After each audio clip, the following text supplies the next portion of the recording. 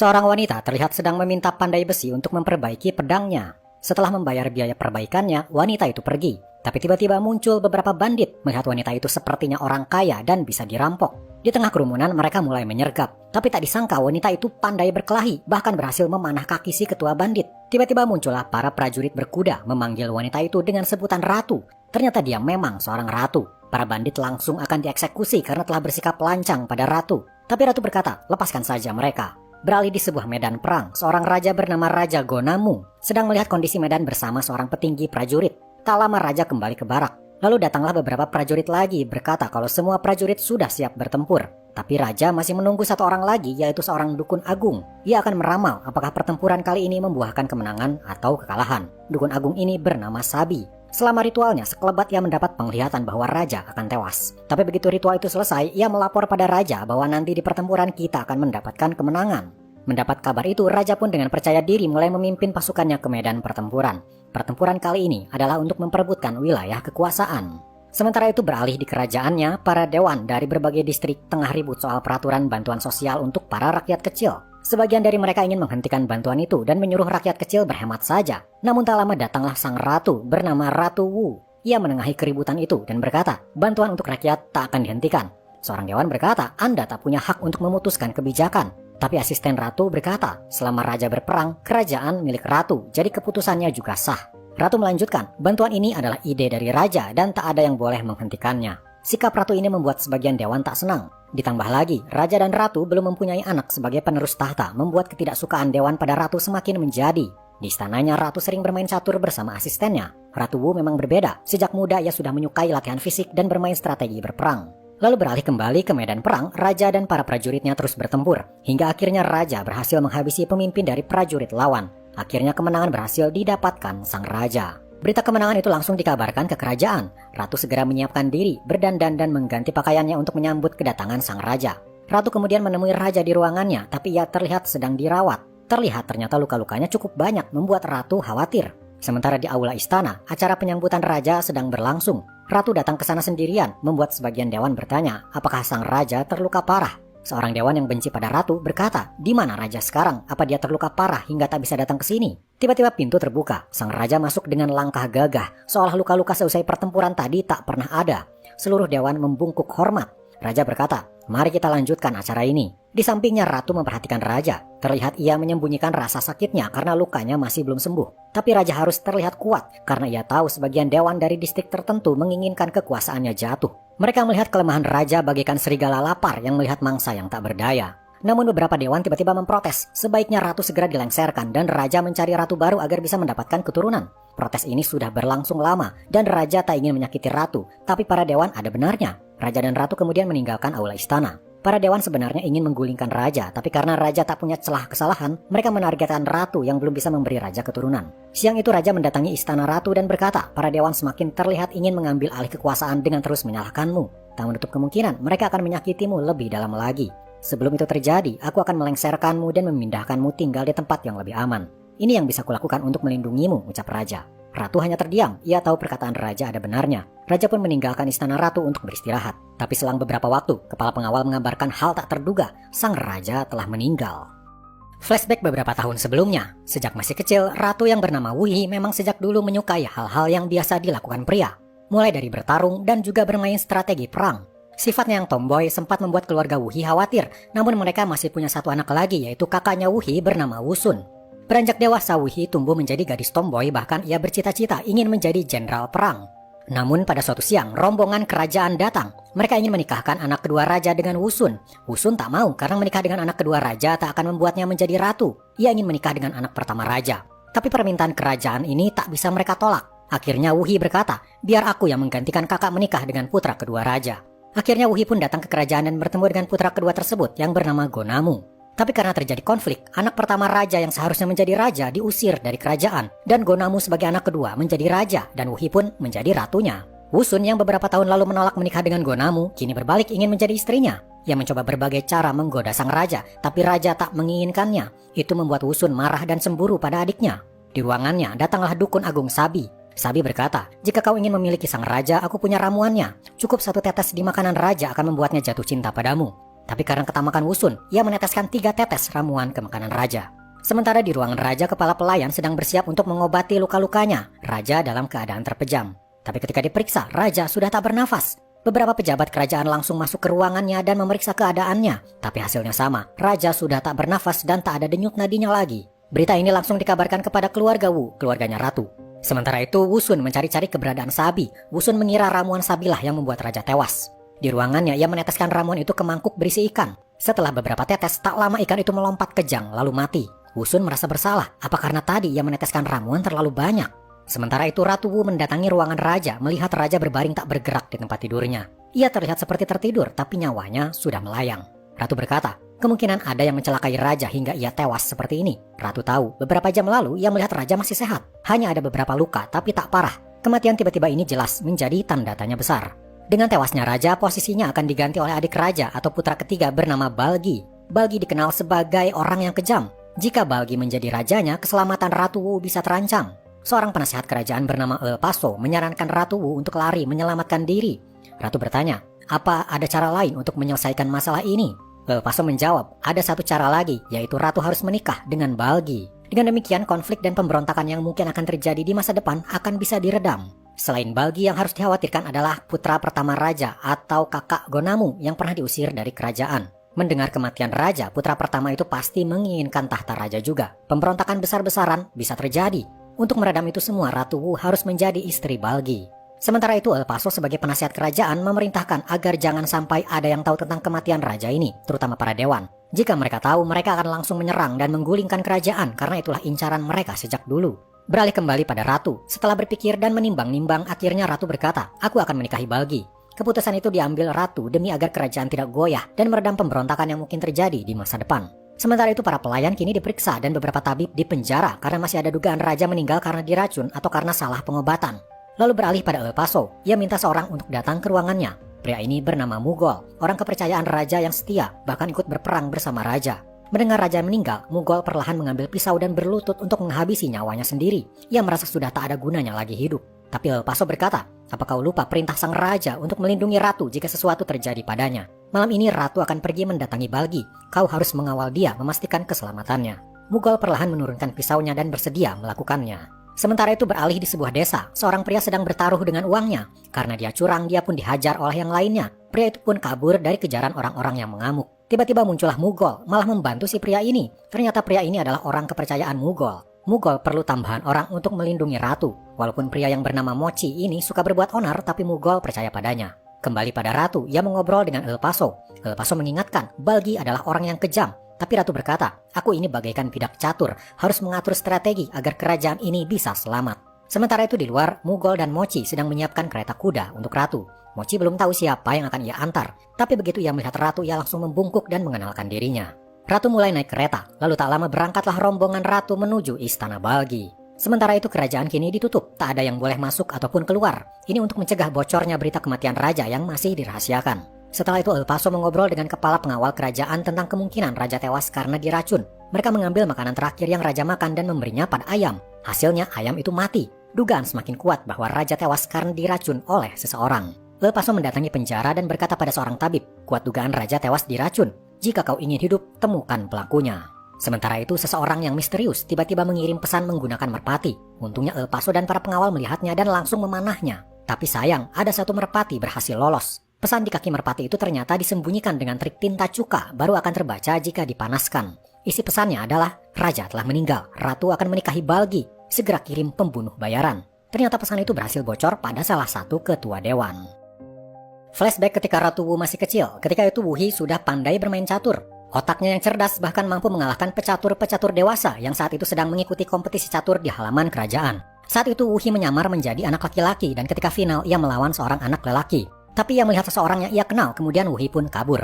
Lalu beralih ke masa 6 tahun sebelum kematian raja. Saat itu El Paso baru saja dilantik menjadi asisten pribadi raja. Para dewan tidak setuju dengan pelantikan itu karena El Paso hanyalah seorang petani. Dan dulu buyut El Paso berasal dari kerajaan yang pernah berperang melawan kerajaan sang raja. Tapi keputusan raja tak berubah. Dia pun diangkat menjadi orang kepercayaan sang raja hingga hari ini. Kembali ke masa sekarang. Di dalam istana, El Paso kaget ketika membuka pintu. Para dayang dan pelayan terlihat tergeletak tak bernyawa. Seseorang sudah menghabisi mereka semua. Ternyata pelakunya adalah paman Ratu Wu. Ia berkata, semakin sedikit orang di kerajaan ini yang hidup, semakin sedikit pula orang yang tahu rahasia kematian sang raja. Sementara itu beralih pada ratu, mereka terus melaju untuk menemui Balgi. Di pinggir sungai mereka beristirahat sebentar. Mugol dan Mochi berdiskusi. Baru saja mereka melihat orang-orang seperti para petani tapi terlihat mencurigakan. Mereka pun diam-diam kembali ke jalur belakang. Ternyata benar, mereka adalah pembunuh bayaran. Mugol dan Mochi langsung menyerang mereka sebelum mereka menyerang ratu. Sementara itu di pinggir sungai, ratu memperhatikan kakaknya Wusun, terlihat cemas. Wusun ternyata masih merasa bersalah. Bahkan ia berhalusinasi melihat Sabi yang membisikkan ramuan cinta untuk raja harusnya setetes saja. Tapi tiba-tiba sebuah panah melesat hampir mengenai Wusun. Para bandit itu kini berhasil menyerang rombongan ratu. Untungnya Mugol dan Mochi segera sampai ke sana. Ratu mengambil pedang dan ikut bertarung. Kesigapan mereka akhirnya membuahkan hasil. Para penjahat itu berhasil mereka kalahkan. Mugol berkata, mereka ini pasti dikirim oleh seseorang yang sudah mengetahui tentang kematian raja dan kini mengincar ratu. Lalu beralih ke kerajaan. Saat ini raja sedang diperiksa oleh tabib untuk mengetahui penyebab kematiannya. Tabib itu memeriksa aliran darah raja lalu berkata, darah raja sudah menggumpal dalam waktu cepat, racunnya sangat kuat. Tabib melanjutkan, selain para tabib, yang berwenang untuk meramu obat-obatan adalah seorang dukun. Jadi kemungkinan dukun kerajaan mungkin terlibat meracuni sang raja. Kembali pada ratu, rombongannya kini terus berjalan di tengah kegelapan malam. Di tengah jalan mereka melihat orang-orang mulai bermunculan di pinggir jalan. Mugol berkata, mereka adalah bandit bernama Harimau Putih. Jika kita tak menatap mata mereka, kita akan baik-baik saja. Para bandit terlihat siap menyerang, tapi untungnya hingga rombongan menjauh, mereka tak melakukan apapun. Ketakutan rombongan ratu ternyata belum usai. Mereka berhenti di tengah hutan karena melihat sesuatu yang mengerikan. Puluhan mayat terlihat menggantung di pepohonan. Beberapa dari mereka bahkan masih muda. Ini adalah perbuatan Balgi, sang putra ketiga yang terkenal kejam. Menurut Balgi, orang-orang itu adalah pengkhianat, tapi tanpa mengecek kebenarannya mereka sudah dieksekusi. Lalu akhirnya setelah rombongan ratu berjalan beberapa lama, sampailah mereka di gerbang istana Balgi. Di dalam istana, Balgi sedang menyiksa rakyatnya. Ia berkata pada salah satu pria, jika raja meninggal, siapa yang pantas menggantikannya? Pria itu menjawab, Anda yang mulia. Tapi Balgi berkata, tapi itu akan menjadikanku pengkhianat. Lalu ia menceburkan pria itu ke air. Yang lain pun ditanya pertanyaan yang sama, membuat orang-orang di sana diliputi ketakutan luar biasa. Untungnya ketika Balgi hendak mengeksekusi mereka, muncul pengawal, berkata, Ratu datang ke sini. Beralih ke kerajaan, tabib sudah memeriksa makanan dan alat makannya raja, tapi tak ditemukan racun di situ. Tapi ada salah satu bahan obat, yaitu bunga bakung lembah, yang jika salah dosis bisa mengakibatkan penggumpalan darah. El Paso kini segera mendatangi Sabi. Sabi belum tahu kalau raja sudah meninggal. El Paso bertanya, apa ada ramuan yang kau buat yang bisa mengancam nyawa manusia? Sabi menjawab, aku hanya membuat ramuan awet muda dan ramuan cinta. Keduanya tidak berbahaya. Tapi kedatangan El Paso secara tiba-tiba itu membuat Sabi curiga mungkin terjadi sesuatu pada raja. Ia pun mengutus seorang dayang untuk pergi ke istana raja mencari tahu apa yang terjadi. Kembali pada ratu, kini dia bersiap menemui Balgi. Balgi tampak tak senang dengan kehadiran ratu yang tiba-tiba ini. Balgi bertanya, apa tujuanmu datang ke sini? Apa terjadi sesuatu pada raja? Ratu menjawab, raja ada di istana. Aku ada perlu ke distrik utara dan datang ke sini untuk beristirahat. Ratu lalu bertanya, aku ingin tahu apa yang terjadi pada putra pertama raja yang berkhianat dan diusir dari kerajaan. Asistennya bercerita, anak raja tak bisa dieksekusi mati sekalipun ia berkhianat. Jadi ia dihukum dengan dipotong bagian tubuhnya, yaitu hidungnya. Ratu lalu bertanya, jika raja turun tahta, siapa kira-kira yang menjadi penggantinya? Balgi menjawab, itu adalah keputusan raja. Setelah berbincang, Balgi pergi. Ternyata ratu tak menyinggung soal pernikahan. Malahan ratu berkata, aku akan menikah dengan pangeran anak raja yang lain, bukan Balgi. Mugol yang ada di sana terkejut. Bukankah tujuan awal ratu adalah menikah dengan Balgi untuk meredam kekacauan di kerajaan? Tapi alasan ratu segera terjawab. Di kolam, perlahan mayat-mayat rakyat yang Balgi siksa mengambang ke permukaan. Ratu berkata, aku tak sudi orang kejam seperti dia diberi kekuasaan. Sementara itu Balgi tiba-tiba menjadi marah. Pertanyaan ratu barusan yang bertanya siapa yang pantas menjadi raja menggantikan raja sekarang dianggap Balgi sebagai pertanyaan jebakan dan kemungkinan raja mencurigainya akan berkhianat. Beralih pada Wusun, ia terlihat berhalusinasi lagi. Di satu sisi ia merasa bersalah karena telah meneteskan 3 ramuan yang seharusnya 1 tetes. Tapi di sisi lain ia merasa ini kesempatan dirinya menjadi ratu menggantikan adiknya. Akhirnya ia memutuskan melakukan sesuatu. Ia mengirim pesan menggunakan burung ke distrik barat. Di tengah malam pesan itu diterima oleh distrik barat yang saat itu sedang mengadakan kompetisi bertarung. Isi pesannya adalah raja telah meninggal dan kini ratu sedang ada di istana Balgi. Mengetahui hal ini, ketua distrik barat berkata, beritahu pada Balgi tentang kematian raja dan kita akan menangkap ratu lalu merebut tahta kerajaan. Distrik barat segera mengirim orang untuk memberitahu hal ini. Ketika orang itu sampai dan akhirnya Balgi tahu tentang kematian sang raja, ia mendatangi istana tamu tempat ratu tadi berada, tapi ternyata ratu sudah pergi. Orang dari distrik barat berkata, ketua kami mengajak bekerja sama dengan pihak Balgi. Jika kita bisa menang, kita bisa berbagi tahta kerajaan dan membuat Balgi menjadi raja yang baru. Tawaran ini menarik bagi Balgi. Kini yang harus ia lakukan adalah menemukan ratu. Ia lalu berkata, panggil para harimau putih ke sini. Harimau putih adalah segerombolan bandit ganas yang siap memburu apapun. Balgi pun memerintahkan mereka untuk memburu ratu. Flashback ketika ratu pertama kali menginjakan kaki di kerajaan, saat itu raja yang menjabat masih ayah dari Gonamu bernama Raja Gobekgo yang sedang sakit. Saat itu Raja Gobekgo bangun dari tidurnya ketika semua anak-anaknya berkumpul. Anak pertama atau disebut putra mahkota sudah percaya dirinya lah yang akan menggantikan Raja Gobekgo. Tapi ketika raja akan memberikan cincin pusakanya sebagai tanda mewariskan tahta, yang dipanggil adalah Gonamu, putra kedua. Itu membuat putra mahkota marah dan meninggalkan ruangan. Di detik-detik terakhirnya, raja juga berkata pada asistennya, "Aku mewariskan tahtaku pada putra kedua, bukan putra pertama." Maka sepeninggalnya Raja Gobekgo, diangkatlah Gonamu menjadi raja baru dan Wuhi otomatis menjadi ratunya. Wusun yang tadinya menolak menikah dengan Gonamu kini menyesal dan iri pada adiknya. Beralih lagi ke masa sekarang, Balgi kini sedang mengatur siasat apa yang harus ia lakukan agar bisa menjadi raja yang baru. Penasehatnya berkata, "Anda tidak bisa begitu saja menjadi raja karena Anda sudah punya istri, jadi akan sulit untuk menikah dengan Ratu Wu." Lalu beralih di kerajaan, Pasok kini punya rencana yang tak diketahui siapapun. Ternyata diam-diam ia mengirim pesan pada keluarga Jolbon. Jolbon adalah keturunan raja terdahulu yang sampai saat ini juga menginginkan tahta kerajaan menjadi milik mereka. Pemimpin mereka sekarang bernama Yeonbi. Yeonbi menerima pesan dari El Paso bahwa raja sudah meninggal. Yeonbi tak mau menyia-nyiakan kesempatan ini. Ia harus merebut tahta kerajaan menjadi milik keluarganya lagi. Yeonbi segera pergi untuk menemui ketua distrik utara.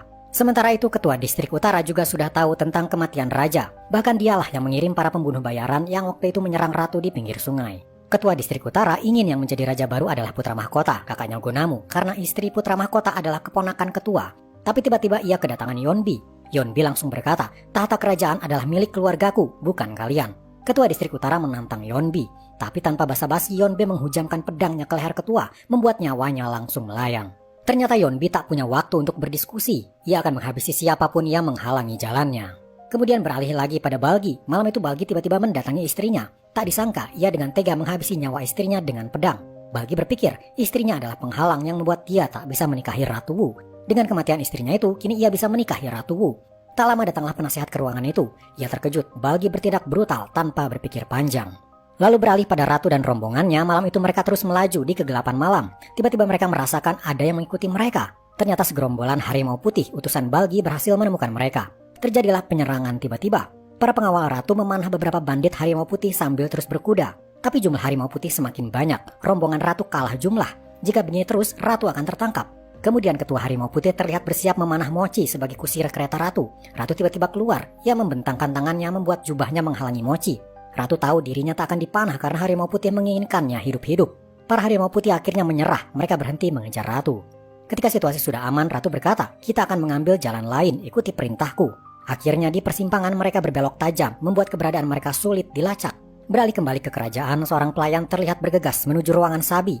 Ia melaporkan terjadi keanehan di istana raja. Kepala pengawal terlihat memeriksa seluruh ruangan pelayan di sana, dan ratu juga tidak kelihatan sepanjang hari ini. Sabi semakin curiga, jangan-jangan terjadi sesuatu pada raja. Ia kemudian mendatangi istana Wusun. Ia melihat ikan di mangkuk terlihat mati mengambang. Lalu ia teringat tadi siang Wusun meminta ramuan cinta untuk raja. Apa jangan-jangan terjadi sesuatu pada raja akibat ramuan itu? Sabi kembali ke istananya lalu bersiap untuk melakukan ritual untuk melihat masa depan ratu dan raja. Di dalam ritualnya, Sabi melihat cahaya raja sudah menghilang dan melihat ratu kini memegang pedang menghadap ke kursi singgasana raja yang kosong. Sabi kini mengerti ternyata raja sudah mati dan ratu sedang dalam bahaya. Flashback ketika awal Wusun datang ke kerajaan. Saat itu rumor pelengseran Ratu Wu semakin kencang terdengar karena Ratu Wu belum bisa memberikan keturunan. Maka ayah Ratu Wu yang punya satu anak lagi yaitu Wusun menyuruh Wusun untuk mendekati raja. Wusun juga dibantu oleh Sabi yang telah memberikan ramuan obat tidur pada raja. Wusun pun masuk ke tenda raja. Di sana ia mencoba menggodanya. Raja pun terbangun, tapi ia setengah sadar dan salah mengira Wusun sebagai Ratu Wu. Malam itu pun mereka berhubungan.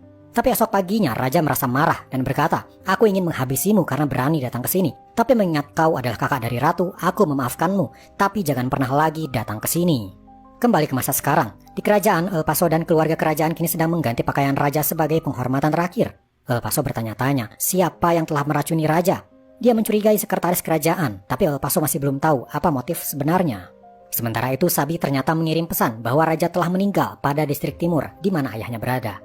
Pemimpinnya adalah seorang pendeta wanita bernama Solju. Begitu mengetahui bahwa raja telah meninggal, Solju segera menyiapkan siasat untuk mengambil bagian tahta kerajaan juga. Kembali ke kerajaan, tabib dan para pelayannya masih mencari bahan obat bernama bunga bakung lembah yang menjadi bahan racun. Di ruangan Wusun, akhirnya mereka menemukan bunga itu di dalam sebuah vas. Bahkan mereka menemukan juga botol ramuan, dan ketika dicek oleh tabib, ada bau bunga tersebut di dalamnya. Ramuan itu berasal dari Sabi. Mereka segera mendatangi ruangan Sabi. Di sana El Paso menanyainya, apakah kau yang memberikan ramuan ini pada Wusun? Sabi tak bisa mengelak, tak ada orang lain lagi selain dirinya yang bisa membuat ramuan semacam itu. Ia pun dibawa oleh El Paso untuk diinterogasi. Namun di tengah istana, El Paso melihat para pelayan bersikap mencurigakan. Tiba-tiba mereka menyerang El Paso dan kepala pengawal. Namun sayang, Sabi tertusuk di perut oleh salah satu penyerang. Lukanya sangat dalam, membuat Sabi tak bisa bertahan lalu akhirnya ia tewas. El Paso gagal mendapatkan info dari Sabi. Lalu muncullah sekretaris kerajaan melihat para penyerang yang bertumbangan. El Paso berkata, ada yang ingin menghabisiku, dan kemungkinan orang itu adalah dalang yang meracuni raja. Sementara itu beralih pada ratu, rombongannya kini berhenti sebentar untuk melihat kondisi jalan. Saat melihat peta, Wusun berkata, sebaiknya kita kembali saja ke istana Balgi dan menjalankan rencana semula. Tapi ratu tak setuju, ia ingin pergi mencari calon raja lain untuk ia nikahi. Ratu melihat gelagat Wusun ini mulai mencurigakan karena sejak tadi ia mencoba membujuk ratu untuk kembali ke istana Balgi lagi.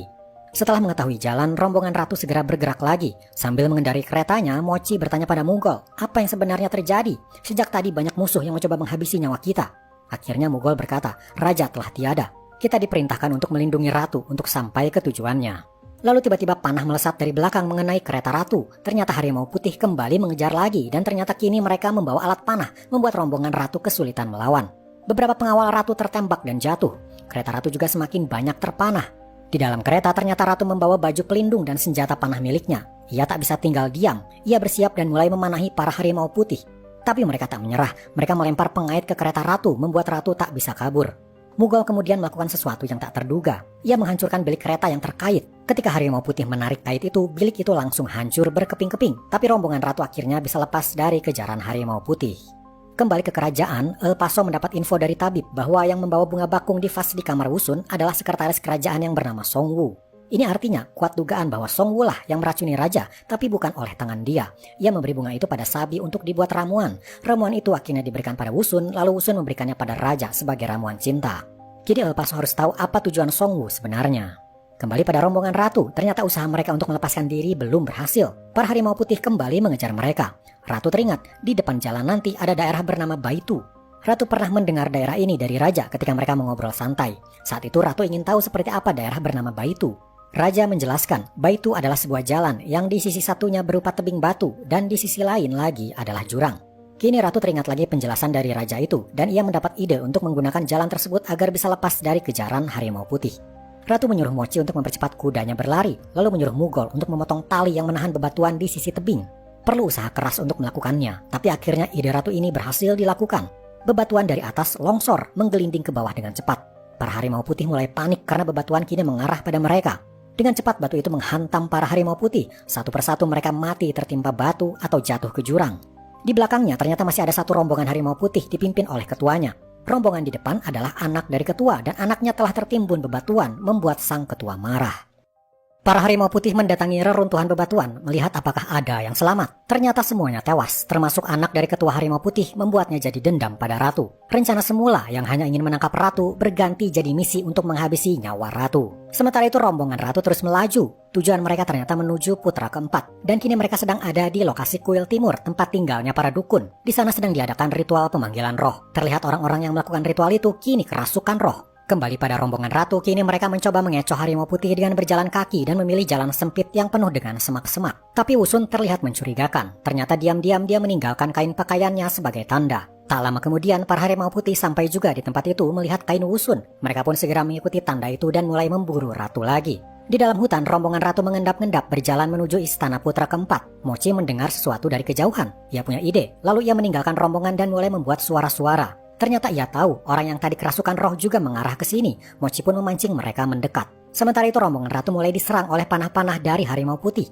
Terjadilah pertempuran panah antara kedua belah pihak. Harimau putih semakin mendekat. Lalu tiba-tiba orang-orang yang kerasukan yang dibawa Mochi kini menyerang harimau putih. Ternyata Mochi sengaja memancing mereka untuk membuat harimau putih sibuk. Ratu tak menyia-nyiakan kesempatan itu. Ia segera kabur dari kejaran harimau putih. Ketika harimau putih berhasil mengalahkan para orang yang kerasukan, mereka telah kehilangan jejak ratu. Tapi muncullah Wusun. Ia berkata, aku akan membantumu menemukan ratu. Mereka awalnya curiga apakah ini adalah jebakan, tapi ketua mempercayainya dan setuju untuk bekerja sama dengan Wusun. Sementara itu di istana putra keempat, ia diberitahu kalau ratu baru saja datang. Ia kaget, ada apa tengah malam begini ratu mengunjunginya? Putra keempat ini bernama Goyon Wu dan ternyata diam-diam dia menyukai ratu sejak dulu. Goyon Wu bersiap-siap lalu mendatangi ruangan tamu istana tempat ratu menunggunya. Di sana Goyon Wu merasa gugup karena wanita yang disukainya kini ada di hadapannya. Lalu tanpa basa-basi ratu berkata, raja telah meninggal. Goyon Wu kaget mendengarnya. Ratu melanjutkan, tahta raja sedang kosong, dan jika sampai pagi masih belum ada raja pengganti maka peperangan bisa pecah. Aku ingin kau menjadi raja penggantinya agar peperangan bisa diredam. Goyonwu terlalu kaget untuk berkata iya atau tidak. Jika kau setuju, maka kau akan mendapatkan tahta raja dan mendapatkan diriku, ucap Ratu mulai menggoda Goyonwu. Goyonwu mulai luluh. Tapi tiba-tiba Ratu dipanggil dari luar. Di luar ternyata Wusun baru datang. Sikapnya kali ini sangat mencurigakan.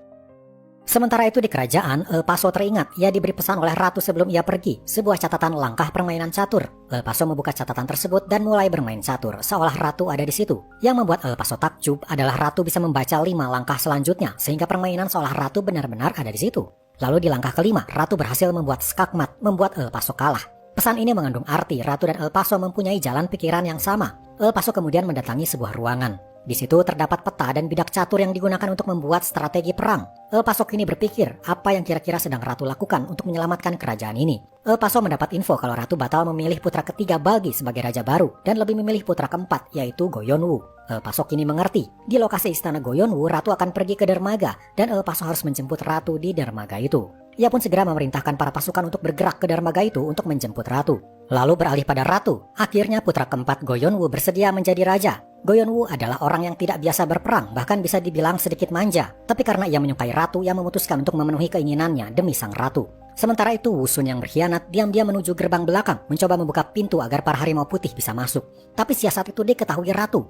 Ia bertanya, apa yang kau lakukan? Kenapa kau berkhianat? Ratu ternyata sudah tahu sejak tadi sepanjang perjalanan Wusun bertindak mencurigakan. Wusun berkata, aku hanya ingin mengambil apa yang jadi hakku. Harusnya akulah yang menjadi ratu, ucap Wusun. Padahal jelas-jelas dulu ia menolak menikah dengan Gonamu. Sekarang setelah Gonamu menjadi raja, barulah Wusun menginginkan gelar ratu. Ratu lalu berkata, sejak dulu kau memang selalu begitu. Kau menolak apa yang tak kau sukai, tapi begitu melihat aku yang memilikinya, kau ingin merebutnya dariku. Wusun tiba-tiba menarik busur panahnya, mengarahkannya pada Ratu.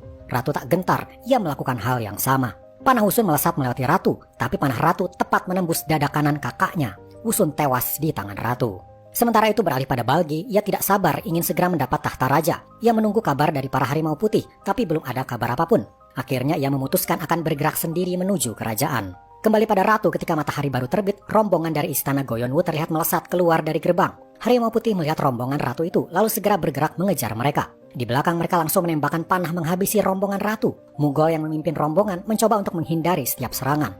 Tapi sebuah panah berhasil menembus tubuh Ratu. Ia terjatuh. Ketua harimau putih turun, ia senang guruannya tewas. Tapi ketika dilihat itu bukan Ratu, ternyata itu hanyalah umpan palsu. Rombongan Ratu sebenarnya bergerak ke arah lain menuju dermaga. Mereka bergerak cepat, tapi di belakang mereka para harimau putih berhasil menemukan jejak dan mulai mengejar lagi. Anak panah kembali melesat di belakang rombongan Ratu. Tak lama kemudian tiba-tiba hujan panah terlihat di langit mengarah pada harimau putih. Ternyata itu adalah El Paso bersama para prajurit kerajaan. Ratu terus melaju menuju dermaga. Di pinggir sungai, Ratu turun dari kuda menuju perahu untuk menyelamatkan diri. Terjadi pertempuran antara para prajurit kerajaan dan para harimau putih. Ketika Ratu berhasil naik ke perahu, ia membidik ketua harimau putih. 2 anak panah menembus dada sang ketua, membuat harimau putih kelabakan. Akhirnya Ratu dan rombongannya berhasil lepas dari kejaran mereka dan bisa aman pulang kembali ke kerajaan. Beberapa jam setelah itu, di kerajaan telah berkumpul para dewan dari seluruh distrik. Kebetulan hari itu adalah hari pertemuan seluruh dewan. Beberapa saat kemudian pintu terbuka, masuklah Ratu ke ruangan tersebut. Ratu ternyata berhasil tiba tepat waktu. Para dewan tak tahu sejak malam tadi Ratu pergi ke banyak tempat, berjuang untuk menyelamatkan tahta raja. Ratu tiba-tiba berkata, raja telah meninggal, tapi aku telah memilih raja baru untuk menggantikannya. Lalu masuklah Goyonwu. Dengan ekspresi gugup, Goyonwu berusaha terlihat tegas dan berani. Para dewan jelas tak menerima keputusan ini. Mereka berkata, yang paling berhak mengganti raja adalah putra ketiga. Tapi Ratu berkata, itu bisa diubah jika aku menikahi putra keempat. Para dewan makin terkejut. Mereka tak menyangka Ratu melakukan pernikahan ipar. Tiba-tiba muncullah putra ketiga Balgi. Ia tak terima dirinya dihempaskan dari calon raja baru. Ia menghunuskan pedangnya pada Ratu. El Paso berkata, jika Ratu menikah dengan salah satu saudara raja, maka saudara raja itulah yang menjadi raja selanjutnya. Balgi ingin membantai semua yang ada di situ, tapi ia menahan emosinya karena pasti ia akan dicap sebagai pengkhianat. Ia lalu berkata, aku akan mengubah tempat ini menjadi medan perang. Balgi langsung mengatur siasat. Ia akan mengunjungi seseorang yang akan membantunya menghancurkan kerajaan. Ternyata ia menuju tempat putra pertama, Gopei. Ia memakai topeng di hidung karena dulu Gonamu memotong hidung Gopei karena berkhianat. Lalu ia diusir dari kerajaan. Kini Balgi menghasut Gopei untuk ikut bersamanya menghancurkan kerajaan dan merebut kembali tahta raja. 18 tahun lalu, Gopei, putra sulung, terbukti berkhianat pada kerajaan. Ia kabur namun dikejar oleh Gonamu. Ada aturan bahwa keturunan raja tidak boleh dihabisi nyawanya sekalipun berkhianat. Maka Gonamu memutuskan untuk menebas hidung Gopei sebagai bukti pengkhianatannya. Namun tindakan itu malah membuat Go Pei semakin dendam pada Gonamu dan juga pada kerajaan. Ia menunggu-nunggu saat yang tepat untuk membalaskan dendamnya. Beralih di kerajaan, mereka kini bersiap untuk menghadapi serangan dari Balgi. Mochi yang bukan anggota kerajaan disuruh untuk pulang saja, tapi ia memaksa untuk ikut bertempur. Ia akan memberikan seluruh hidup dan nyawanya demi melindungi ratu. Melihat tekad Mochi yang besar, ratu akhirnya mengizinkan Mochi untuk ikut bertempur. Di ruangan itu, ratu dan yang lainnya berdiskusi. Jika ingin menang dalam pertempuran, kita harus mendapatkan dukungan dari kelima distrik. Padahal kita tahu hampir seluruh distrik kini menentang ratu atas keputusannya menikahi putra keempat. Ratu melakukan satu cara terakhir, yaitu menggunakan sebuah pusaka. Zaman dulu, para leluhur kelima distrik bersumpah setia pada raja paling legendaris saat itu, yaitu Raja Chumo. Masing-masing distrik memberikan satu pedang perunggu pada Raja Chumo sebagai bukti kesetiaan. Kali ini ratu akan memberikan pedang itu pada kelima distrik lagi sebagai bentuk pertanyaan apakah mereka masih memegang sumpah setia itu. Lalu beralih pada Balgi yang sedang marah pada harimau putih yang gagal menangkap ratu. Balgi mengamuk menghabisi nyawa satu harimau putih dengan pedangnya bertubi-tubi. Tapi asistennya menahan emosinya, berkata setidaknya para harimau putih berhasil menculik istri putra keempat. Kembali ke kerajaan, ratu baru saja mendapat kabar kalau distrik selatan lebih memilih bergabung dengan Balgi. Tinggal tersisa 4 distrik lagi dan ratu berharap semuanya berada di pihaknya. Ratu kemudian mengirim 4 orang dari kerajaan membawa masing-masing satu pedang leluhur sebagai bukti apakah mereka akan memihak ratu sebagaimana leluhur dulu bersumpah akan setia pada kerajaan. Lalu berangkatlah keempat utusan ratu itu. Kepala pengawal bernama Milwu membawa pedang itu ke distrik utara. Ketuanya adalah kakak dari istri putra keempat yang diculik Balgi. Mengetahui adiknya diculik Balgi, distrik utara memutuskan akan berpihak pada ratu. Sementara itu Mughal pergi ke distrik barat. Distrik barat berkata, ia akan memihak ratu. Tapi tak lama setelah Mughal pergi, ketua distrik barat berkata pada rekannya, kita akan memihak Balgi. Sementara itu beralih ke putra kelima, sang putra bungsu bernama Go-Gesu. Ia baru mendapat kabar tentang kematian raja dan sebentar lagi akan terjadi perang. Ia harus memilih apakah akan memihak ratu atau memihak Balgi. Sebagai keturunan raja, Go-Gesu juga bisa memperebutkan tahta, bahkan melawan ratu sekaligus melawan Balgi. Fakta ini membuat kerajaan berada di posisi sulit. Ratu dan El Paso kini menunggu di atas benteng, melihat apa yang akan terjadi. Akankah banyak pihak yang mendukung ratu atau malah mendukung Balgi? Ratu kini sedang menyiapkan pasukan untuk berperang. Tak hanya para prajurit, ternyata ratu meminta para rakyat yang bisa menggunakan senjata untuk ikut berperang juga. Ratu terpaksa melakukan ini karena pihak kerajaan kalah jumlah. Rakyat diberikan panah dan juga senjata lainnya, lalu masuk ke dalam formasi barisan. Lalu beberapa jam kemudian, sebuah rombongan mulai terlihat di kejauhan. Ratu memerintahkan para prajurit untuk bersiaga menembak. Yang datang adalah rombongan putra kelima Go-Gesu. Go-Gesu menatap benteng kerajaan, lalu tak diduga ternyata ia mengangkat bendera putih, pertanda ia akan berpihak pada ratu. Hal ini membuat ratu lega karena putra kelima terkenal dengan prajurit militernya yang hebat. Ini akan sangat menguntungkan kerajaan. Lalu tak lama kemudian datanglah distrik timur dan distrik utara. Mereka juga memutuskan untuk berpihak pada ratu. Ratu dan para pemimpin kini melakukan pertemuan. Tak lama muncullah Go-Gesu. Ia bertanya pada ratu, kenapa Anda menginginkan perang seperti ini? Ratu menjawab, putra ketiga dan putra pertama sedang menggabungkan kekuatan untuk menghancurkan kerajaan. Jika kerajaan kalah, negara yang selama ini dilindungi oleh Raja Gonamu akan hancur. Dari sana Go-Gesu mendatangi istana raja dan melihat raja yang sedang terbaring. Pemakamannya belum dilakukan karena baru kemarin raja meninggal. El Paso berkata, raja wafat karena diracun dan kami masih menyelidiki siapa pelakunya. Sementara itu keluarga Jolbon yang menginginkan tahta kerajaan juga akan menggunakan siasat menunggu. Biarkan pihak kerajaan dan Balgi berperang, sementara mereka akan menunggu keadaan lengah, barulah mereka akan menyerang kerajaan. Di saat yang sama, Balgi dan sang putra pertama Go Pei sudah ada di jalan. Mereka terhalang bebatuan yang semalam ratu runtuhkan untuk mengalahkan para harimau putih. Dengan kejamnya mereka menyuruh rakyat mereka mengangkut batu-batu itu agar mereka bisa lewat. Di kerajaan, ratu mendapat kabar kalau setengah jam lagi Balgi dan Go Pei akan tiba di sini. Mereka segera menyusun strategi untuk bisa memenangkan peperangan ini. Setelah itu ratu pergi ke istananya. Ia bersiap memakai baju zirahnya karena dia akan ikut bertempur. Sementara itu di benteng luar, Go-Gesu bersiap jika para musuh datang. Seorang prajurit terlihat mengibarkan bendera, pertanda musuh datang. Terlihat ribuan pasukan Balgi dan Go Pei bergerak mendekati kerajaan. Di kerajaan, ratu keluar dari istananya, melangkah di antara para prajurit yang telah bersiap. Tatapan matanya tajam, tak ada keraguan dan ketakutan di wajahnya. Tekadnya satu, memenangkan pertempuran. Dari barisan belakang seorang pria maju. Ternyata dia adalah pandai besi di awal yang ratu mintai tolong memperbaiki pedangnya. Pedang itu langsung dipakai ratu untuk pertempuran ini. Ratu mulai berpidato, aku tahu di antara kalian ada yang merasa takut. Tapi kita punya satu alasan untuk bertarung, yaitu demi mempertahankan kerajaan. Demi membangun negara baru tanpa ada lagi kekejaman dari para penguasa, kita akan memenangkan pertempuran ini. Peperangan pun dimulai, ribuan prajurit saling bertempur. Di saat-saat terakhir peperangan, akhirnya ratu berhasil memenangkan pertempuran. Kerajaan pun berhasil dipertahankan. Oke, sebenarnya sampai di sini dramanya sudah selesai. Di dalam dramanya tidak diperlihatkan adegan peperangan antara ratu dan Balgi, sehingga bagi sebagian orang yang menontonnya ini terasa menggantung. Queen Wu ini diambil dari kisah nyata dan menurut sejarah faktanya Queen Wu memenangkan pertempuran. Sedangkan Balgi, dalam catatan sejarahnya, ia masih hidup setelah kalah dari perang, namun akhirnya ia menghabisi nyawanya sendiri. Lalu kasus mengenai siapa yang membunuh raja tidak pernah ada dalam catatan sejarah. Sejarah hanya mencatat Raja Gonamu mati secara tiba-tiba. Ratu Wu akhirnya berhasil mendapatkan kembali tahtanya sebagai ratu dan putra keempat Goyeonwu sebagai rajanya. Ratu Wu terus memegang tahtanya hingga ia meninggal dunia, namun sampai ia wafat, ia masih belum punya anak, sehingga Raja Goyeonwu harus memiliki anak dari selir lain. Nah itulah guys seluruh alur cerita dan catatan sejarah nyata dari drama Queen Wu. Gimana menurut kalian? Terima kasih selalu untuk kalian yang sudah menonton alur cerita.